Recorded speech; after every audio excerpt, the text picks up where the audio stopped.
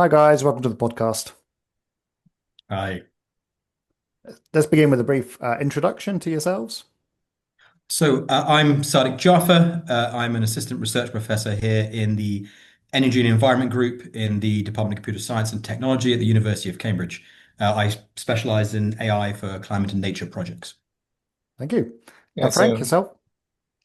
hi, I'm Jungfang Feng, and also I go by Frank.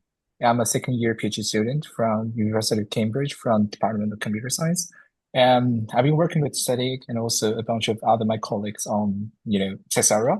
And also my research interest lies in the intersection of AI and remote sensing. Fantastic. Thank you both.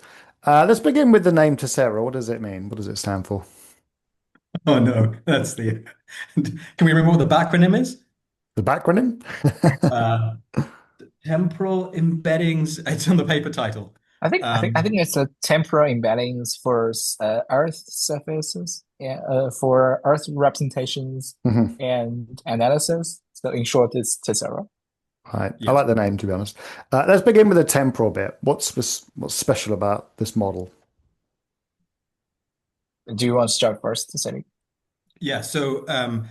The temporal in the sense that it's not a point in time snapshot. The embeddings are annualized embeddings that give you the temporal spectral characteristics of that particular point of Earth over 1 year. And we'd use a calendar year. Fantastic. So if you wanted to compare change from one year to the next, this is the logical way to segment. Yep. Fantastic. And what does it mean in practical terms, in terms of the data that's available, maybe how you train the model, etc.? So, I mean, the reason why we capture that those temporal characteristics is for things like plants, the phenology, how the spectral characteristics of those plants change over the year are very Mm, distinctive.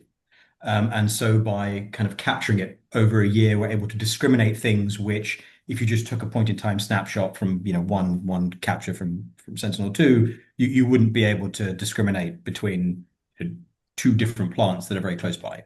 mhm. In terms of training, it does mean that we need to pull down a lot of data because uh, every inference run we do to produce embeddings for a year requires us to download the entire year's worth of data for that particular point. Makes sense. And you chose which modalities? So we use So Sentinel. I think probably I can answer this. So sorry, Sadiq.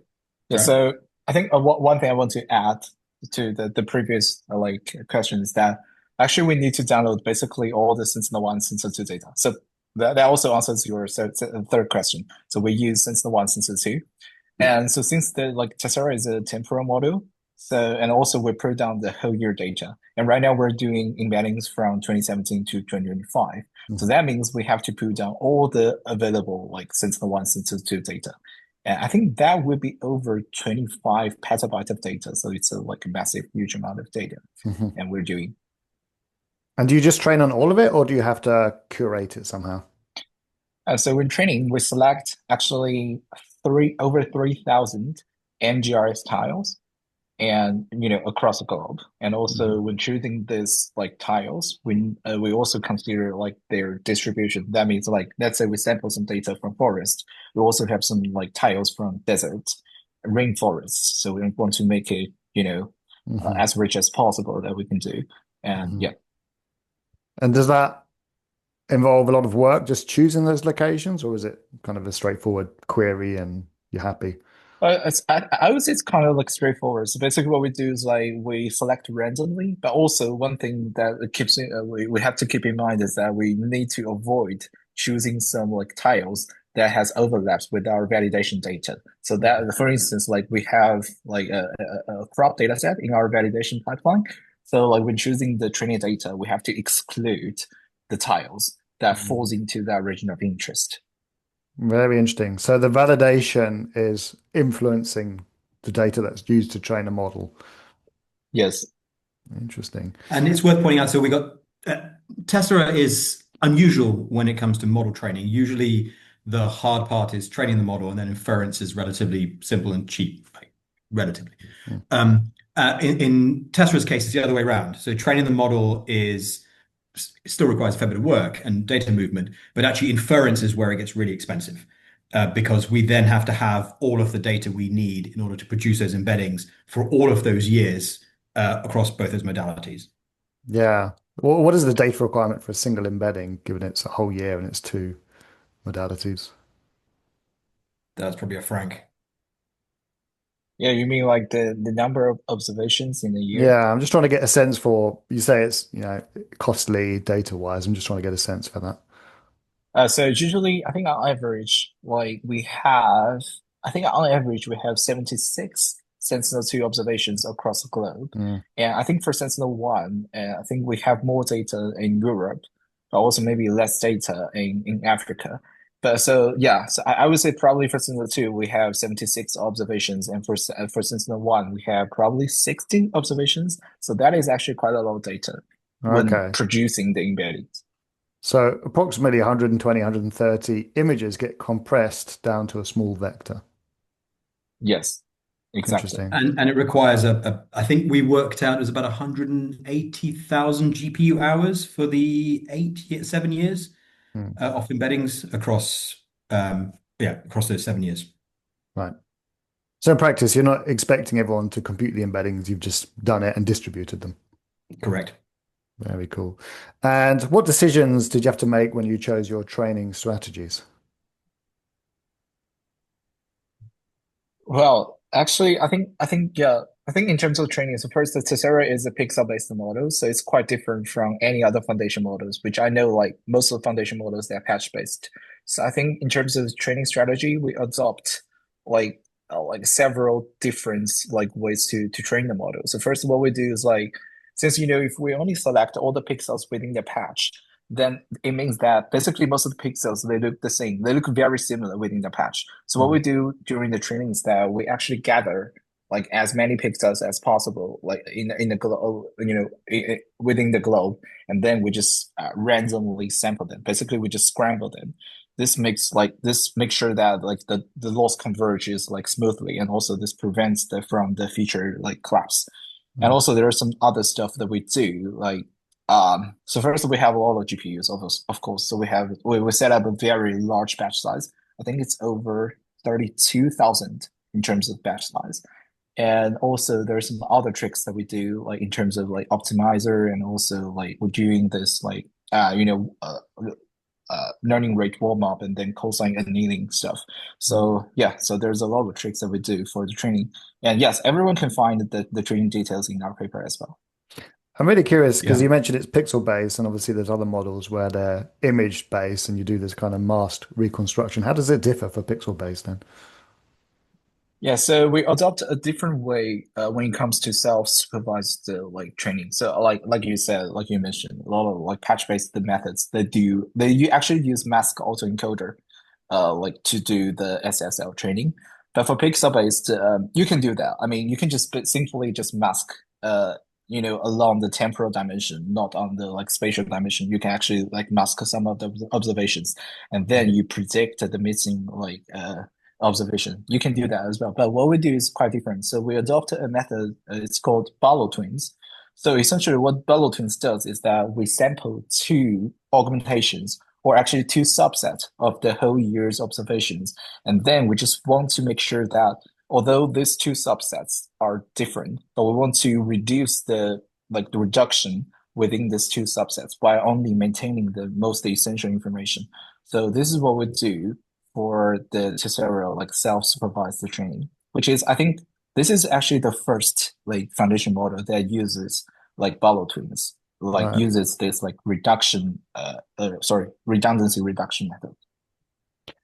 And the intuition there is that it should reconstruct similar embeddings if it's got the second half versus the first half of the year, then. So it's Yeah, not, something like that. but it's not. They're not different parts of the year. They're two sets of observations that span the year, but they might be different. So given two sets of observations at the same point, that you want the same representation. Right. The observations being different modalities or The observations being a subset of the total observations. So we basically okay. take two different samples. Right. So you randomly select some fraction for set A and the remainder for set B. Okay. Yes. Okay, very interesting. And Frank is underselling the amount of architectural work and hyperparameter optimization stuff. Actually, trying to get Barlow Twins to continue to scale is quite tricky, and it requires some of the tricks that we've kind of got in the paper to be able to not have the representation collapse after a while. Right, and those were tricks that you learned along the way, or are they kind of standard tricks that people are adopting now? There's Actually, one we particular. adopted some like common practice. Sorry, sorry. Yeah, no, Actually, no, just Frank, we you would just go. adopt some like common practices, and also actually when training the model along the way. Actually, at first I almost give up the model training because at first it's really a pain. Like the loss won't converge, and also like the embedding just sucks. Like it really sucks.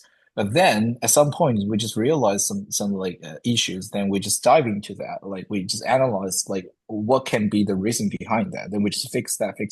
And after like iterating it for several times, then finally like the loss converges, and also Mm. the embedding gets better. Like, at least from the map, it looks like pretty.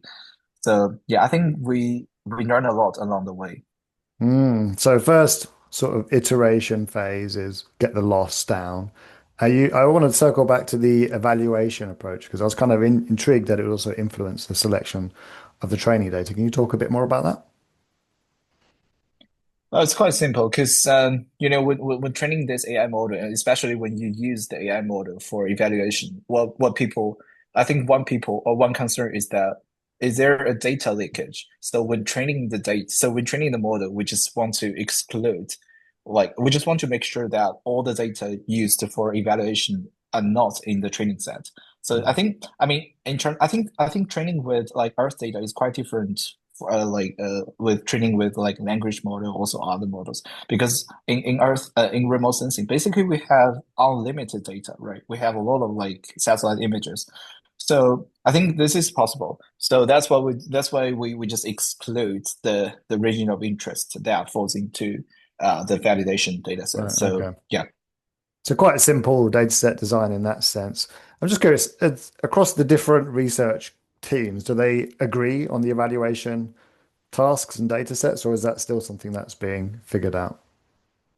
So we had a couple of evaluation tasks or validation tasks that we also had reported during training. And the reason for that is you don't just want your loss to converge and then find out later on in training that actually your loss being low had absolutely nothing to do with like the actual performance on downstream tasks. So there were a couple of different tasks that we had in there that we had kind of in the training loop, and we could actually see that their performance was increasing as we scaled parameters and we scaled data. It's worth pointing out that this is actually like a much larger team. We have many colleagues, all of whom are on the paper. And so there was a lot of, as we were evaluating the model, there was a lot of trying to kind of figure out from colleagues where else we should look, how else we should try and kind of fix it. Hmm. Fantastic.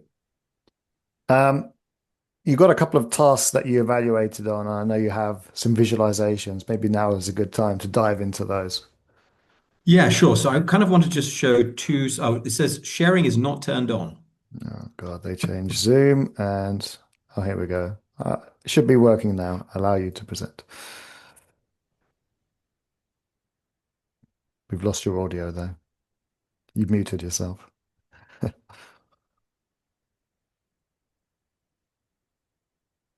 Sorry, Sadiq, we can't hear you. No, no, it's fine. It's fine. I can't use Zoom. Okay. Okay, so I want to just show two downstream tasks. So, like I said, there's a big team around Tessera, and we work with a lot of ecologists and plant scientists and now conservationists, um, and many people are using Tessera to do downstream tasks, Mm, where it's dramatically speeding up their ability to use remote sensing data to kind of answer vital questions in ecology and conservation. mhm, But this is just one example here of our colleague Jovina. She took two areas where there have been wildfires in California, and uh, she took samples from those areas, and then did a UMAP, so a unsupervised dimensionality reduction. So from 128 dimensions down to 2 dimensions, this is purely unsupervised. There's no use of labels. But then what mhm, she did is she then colored it based on whether there was a fire and then when the fire happened and how severe it was.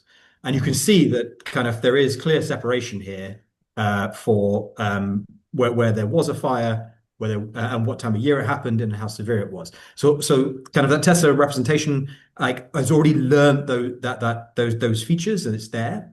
And so obviously if you have that kind of separation, you know this a model kind of built on this is going to perform quite well. Hmm. It's interesting that the And two fires are on different clusters as well.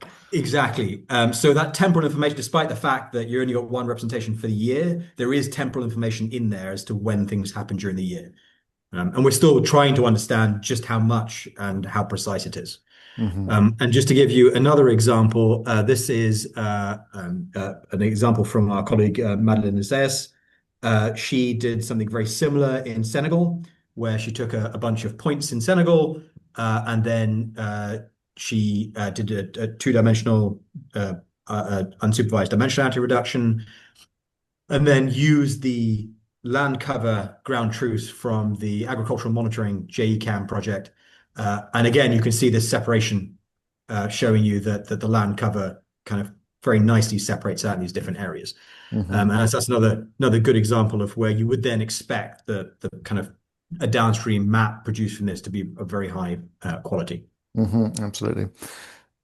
To be honest, it almost looks like these embeddings have solved the annual tasks at this point.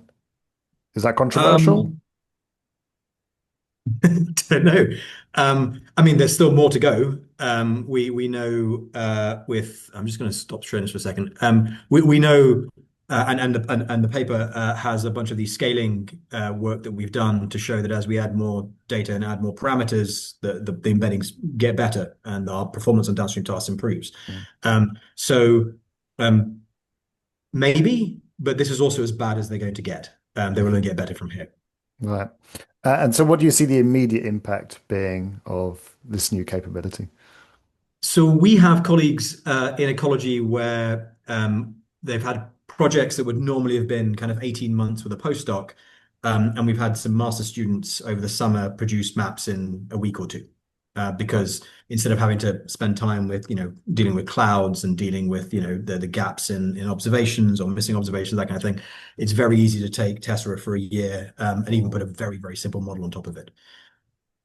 So increasing the velocity, reducing the barriers to the use of the remote sensing data. Yes, And while also making sure that people are not completely reliant on us in that the model is open source, the weights are open source, the embeddings are under a Creative Commons by attribution license. So, you don't have to rely on us to use it. right. Um, and so I guess in that context, you would be able to get to a certain point faster. Do you think most people, or will it be task by task, would be using just the embeddings, or do you think the embeddings are a stepping stone? Uh, The advice I've been giving to people is like Tessera should be your baseline. If you've got a remote sensing task that you always do, try it with Tessera. You may find that actually the performance is exactly what you want. And certainly in many of the tasks, my ecologist colleagues and plant scientists, it is more than sufficient for what they want. mhm. Um, it has another property which surprised us, which is incredibly label efficient. So because you are fitting a model only to the 128 dimension embeddings and you're not trying to learn those physical features of the raw observations, you're not spending those precious labels fitting parameters that are actually more about the data distribution of the raw observations. And so actually you end up with you needing a tiny fraction of the labels. Right. So where you've got a problem that is very, very label scarce, and maybe you've tried remote sensing raw data in the past, it's very much worth trying with Tessera again, and you may be surprised in the performance. Fantastic. That's a really good summary there. I just want to close up by saying what's next on the research dimension then. It sounds like scaling is one possible avenue, other ones.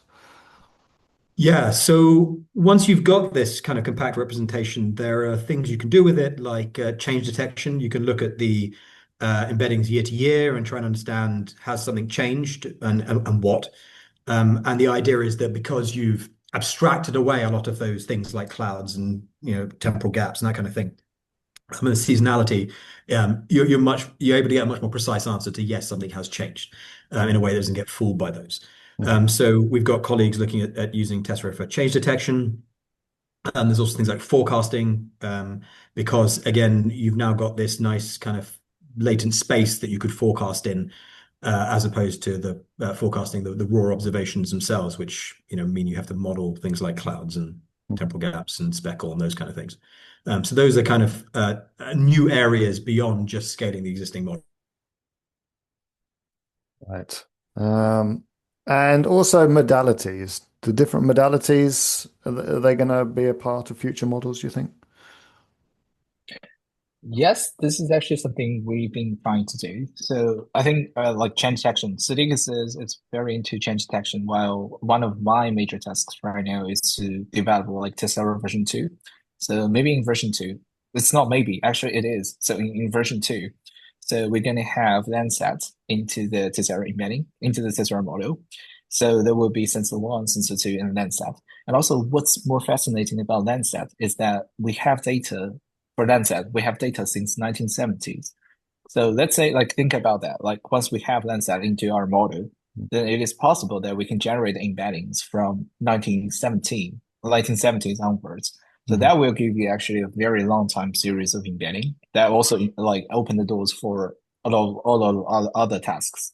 Especially, I think it's for like ecological like applications, Right. and also for like forest monitoring. So yes, this is something I've been doing, and also I've been testing. Well, thank you so much for sharing that. And Looking forward to that. there's also alternative SAR data sources we're looking Mm. at, which will then increase the temporal resolution. Right. And there, so that's not Sentinel-1, that's something else. Yeah, so we're looking at Pulsar Yep. 2 as a possible data source as well going in. Right. Okay. Very exciting. Lots of developments happening. Um, you've got the paper that's published already. That is on archive and it's under peer review at the moment. Fantastic. So it should be out pretty soon. I'll put the links in the show notes. Lastly, if people want to follow along with the project, where should they be watching? So you can look at our GitHub, the GeoTessera project under the UCAMEO GitHub project. That has the library GeoTessera, which should make working with Tessera much simpler if you're in the Python world. And there's Hmm. bindings coming from other languages as well. There's other projects going at the moment with some of our we've been helped by a lot of organizations, AMD, Intel, the university's own computing resource. And hopefully there should be now the ability to get the embeddings on S3 soon via AWS's Open Data Mm. program. Okay.